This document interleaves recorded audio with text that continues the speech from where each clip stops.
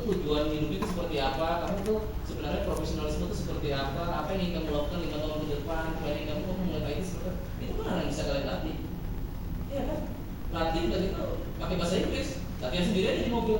Ketika itu saya di interview sama orang boleh banyak, bedanya kelihatan. Walaupun saya Inggrisnya nggak pasti, tapi saya bisa menjawab dengan yakin, karena saya sering latihan. Intinya itu saya nggak punya kelebihan waktu itu, tapi saya hanya ingin mengalahkan sistem interview waktu itu, makanya saya lakukan. Nah, di interview terakhir setelah saya lolos GM-nya segala macam orang-orang bule itu, saya diinterview oleh manajer yang akan merekrut saya. Dia memberikan pertanyaan, Himawan, oke kamu melamar sebagai Cisco engineer, tapi saya juga punya project server, Microsoft Exchange segala macam. Saya juga punya yang lain-lain lah. Kalau misalnya saya kirimkan kamu ke daerah, terus buat ngurusin server-server itu, kamu mau nggak? Saya berada di posisi 6 bulan nganggur dan saya sudah lulus semua proses interview kecuali 1 interview lagi. Saya waktu itu membuat jawaban. Saya terlalu naif, tapi saya jawab. Saya bisa kerja di Microsoft. Saya hampir MCS gitu, jadi ada sertifikasinya di Microsoft. Saya bisa kerja di Oracle. Saya juga ngambil trainingnya, saya ikut latihan segala macam bisa. Kalau hari ini saya ditanya saya ingin kerja apa? Kerja dengan perangkat sistem. Terus dia bilang kamu arogan sekali, nganggur, dan itu juga nggak punya pengalaman. Apa yang kamu banggain? Serius dia ngomong kayak gitu. Dia agak emosional gitu karena dia merasa, anak kemarin sore berani banget. Dan itu memang jawaban yang mungkin kelemahan saya adalah karena saya terlalu straight to the point ya. Kadang-kadang kita bisa menyampaikan dengan cara yang sedikit berbeda kan, dipelintir dikit gitu, jadi kelihatan lebih bagus. Tapi saya terus terang, saya bisa kerja di Microsoft, saya bisa, tapi saya pilih banget dari sisi itu yang ada buat saya happy. Dan dia nggak happy dengan itu. Saya nggak dipilih. Saya nggak dipilih, masih pulang ke Bandung kan kereta tuh pulang ke Bandung satu interview lagi. Kenapa nggak ngebohong aja lah? Itu banget pulang ketemu istri cerita, tadi salah. Berartinya ngomong kayak gitu kalau macam itu sih saya bilang kamu memang pinginnya seperti apa ya? Pilih banget sih buat kamu. Kalau memang udah rezekinya kan kita kalau punya istri Sunda tuh selalu mendukung kan. Ya udah 3 minggu kemudian setelah bersih nelfon lagi. Aceh saya masih ingat itu HRD-nya itu Ibu Erna, terus dia ngomong Himawan ya kamu yang interview yang terakhir jelek lah ya. Tapi saya punya kesempatan nih 1 kali lagi. Saya ada manajer lain yang sedang mencari. Kamu bisa interview ke Jakarta bisa. Oke. Saya udah lewat semua interview yang sama non technical, sama GM lah, sama segala macam yang udah pakai bahasa Inggris. Ini tuh cuma tinggal interview sama orang Indonesia yang akan jadi bos saya. Interview lagi dua lagi. Kita siap nih buat kerja. Oke sip. Percaya apa enggak? Orang itu menggunakan hal yang persis sama. Hal yang persis, kata-katanya juga persis. Ini punya project di luar Jawa misalnya. Ini ada server, ada ini. Nah, Cisco-nya nggak ada. Saya ingin ngirim kamu gimana? Gitu ya. Dalam beberapa milidetik saya sempat berpikir bohong aja udah yang penting dapat kerja itu dengan lu terlalu lama. Tapi nggak tahu kenapa ya. Saya menjawab hal yang sama. Itu benar-benar apa ya? Aduh, kalau orang masa sih orang buta jatuh 2 kali gitu ya. Tapi I can't help it gitu loh. Gak bisa. Begitu ditanya itu saya langsung ini apa? Saya itu bisa menjadi Microsoft, bisa, saya sertifikasi ada. Saya latihan, saya ngambil training di ITB waktu itu ada kelas Microsoft. Saya juga ngambil training sama Oracle Certified. Saya bisa terjadi kayak gitu. Tapi kalau ditanya saya kerja apa? Saya kerja di praktis. Aku sebutnya kayak cinta di pandangan pertama. Saya tuh nggak bisa ngelupain. Saya mau bapak kasih kerja dengan gaji yang besar juga saya nggak bisa kerja, tapi saya nggak pernah happy. Kuncinya di situ. Kata-kata itu selalu ingat, saya tidak akan pernah happy. Setelah saya ngomong itu tuh langsung terbesit penyesalan. Kenapa? Ulangi saya udah diralat nggak mungkin kan? Kita kan harus sendiri kan. Dan kita dong ya. Dia senyum. Welcome to the team. Salah. Butuh seperti itu buat saya buat berproses, buat menemukan apa yang saya sukai. Kemudian saya stick dengan itu dan itu membuat saya menjadi seperti sekarang.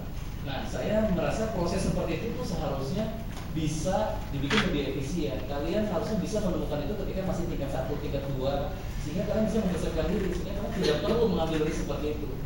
Itu high risk. Saya melakukan, saya sendiri tidak tahu kenapa saya mengulangi jawaban yang sama. Mudah sekali buat berbohong. Oh bisa, orang saya juga satu. Tapi saya tidak mengambil itu.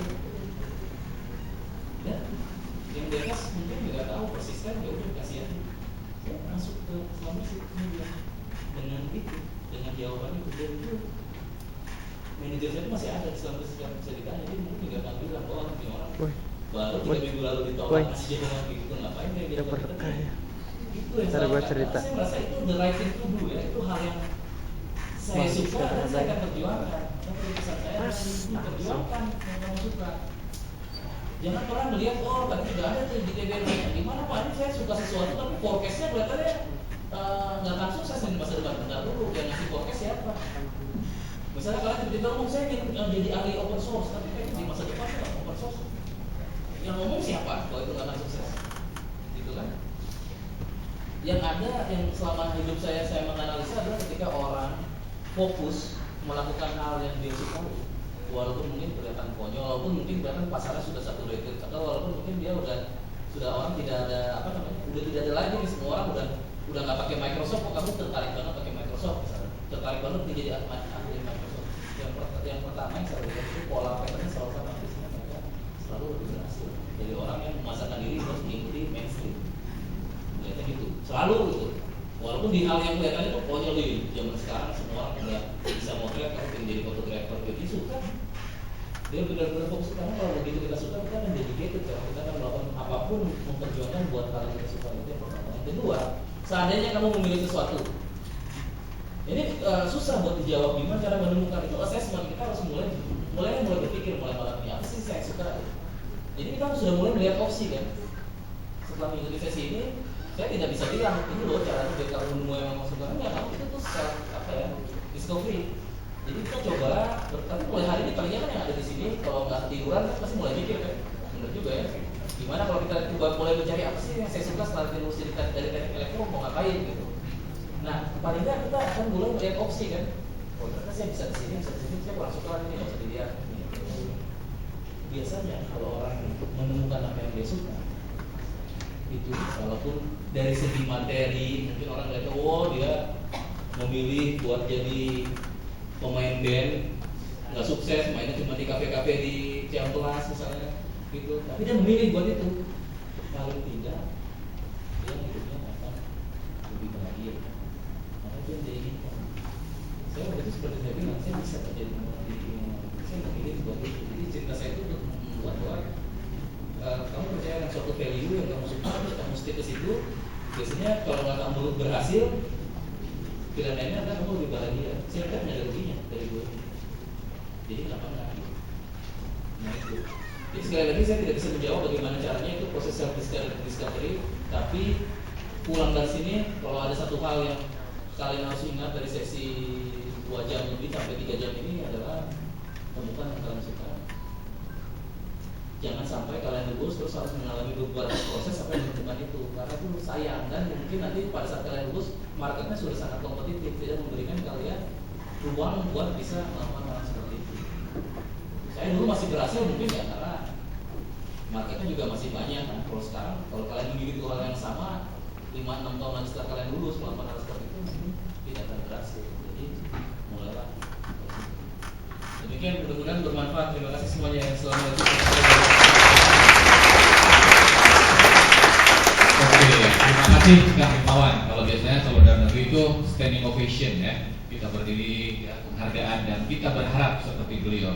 Dan tetapi belajarlah sesuatu yang baik, tapi janganlah kita berharap apa yang dilakukan beliau persis sama akan terjadi pada kita. Kita harus secara aktif mencari discovery, ya, self discovery. Mungkin saya tidak akan menyimpulkan apa yang telah disampaikan, tapi selalu saya ingin mengatakan 11 aturan hidup Bill Gates ya. Aturan 1, hidup ini tidak adil, hadapilah itu. Beliau juga tadi sudah alami ya. Tapi ternyata kedua kalinya berhasil ya kan ya, hore ya. Dunia tidak mempeduli tentang harga diri Anda sebelum Anda menyelesaikan sesuatu ya, dan Anda merasa baik. Jadi jangan bangga dengan apa yang sudah Anda terima kalau itu masih dari orang tua, orang lain dan sebagainya ya. Anda tidak akan menghasilkan $60.000 per tahun atau 20 juta per bulan, keluar dari perguruan tinggi, serta tidak akan menjadi wakil direktur dengan telepon mahal dan mobil sampai Anda berhak untuk itu. Itu tadi ya. Kemudian jika Anda merasa guru Anda sangat sulit, dosen ya, tunggu sampai Anda mendapatkan bos. Betul nggak kan? Jadi di sana tidak ada room for error ya. Kalau 1 jam mati, kalau lebih dari 1 jam pecah gitu ya. Aturan 5, pekerjaan membelikan burger atau di dalam hal ini surabi ya, tidak menurunkan martabat Anda. Kakek dan nenek Anda memiliki kata yang berbeda untuk pekerjaan itu. Mereka menyebutnya kesempatan. Ya, ingat, opportunity. Jika Anda kacau, itu bukan kesalahan orang tua, jadi jangan mengeluh karenanya. Belajarlah dari mereka. Jangan sekali-kali coba si Akang ya. Cinta orang tua ya kan ya, keluarga ya. Pasti. Itu doa loh, itu doa pasti. Oke. Kemudian sebelum kamu lahir, orang tua Anda tidak membosankan seperti sekarang. Mereka seperti itu karena kembali hidup Anda. Jadi sebelum berpikir melenyapkan parasit dari orang tua Anda, cobalah tengok lemari di kamar Anda. Siapa yang beli, siapa yang beresin ya, segala macam. Sekolah mungkin tidak menghasilkan para pemenang dan pecundang, tapi hidup ini tidak. You are loser, you are winner, itu akan terjadi. Beberapa sekolah telah memberikan banyak sekali kesempatan. Masih ingat bisa remedial, SP dan sebagainya. Mencoba yang terbaik. Sama kan IP saya juga jongkok dulu S1 ya. Aturan 9, hidup tidak bagi dalam semester. Anda tidak mendapatkan libur musim panas gitu ya. Serta sangat sedikit majikan tertarik dalam membantu Anda mencari diri sendiri. Jadi yang galau, yang curhat, kalau sekarang boleh, tapi kalau nanti enggak ya. Lakukan itu oleh Anda saudara mandiri. Kemudian televisi adalah bukan kehidupan nyata ya. Dalam kehidupan nyata orang-orang harus meninggalkan kafe dan pergi ke pekerjaan mereka. Jadi artinya, oke lah cerita-cerita ini kan biasanya, tapi Anda harus buktikan, berprestasi, ikut unit kegiatan, menjadi leader ya Kang ya. Betul. Coba menjadi seseorang yang paling pertama dan utama dalam suatu organisasi. Kemudian ini yang paling penting, bersikap baiklah pada orang yang hilang kerja. Kemungkinan Anda akan berakhir bekerja untuk satu orang dari mereka. Oke, terima kasih. Assalamualaikum warahmatullahi wabarakatuh. Saya kembalikan. Ketua panitianya masih ada. Ketua panitianya masih ada.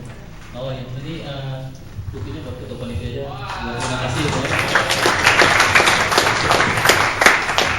Menarik apa yang dipresentasikan Pak Himawan, tapi karena waktu juga, jadi kita harus berpisah ya. Tapi sebelum kami tutup, kami berterima kasih kepada Pak Himawan dan temannya, Pak Dedi dan Pak Jaja. Oh, Pak Dedi juga ya. Terima kasih. Sebelum acara kami tutup, kami akan memberikan satu kenangan dari acara ini. Oke, Kemudian himpunan mahasiswa elektro dan ikatan alumni mahasiswa elektro. Terima kasih.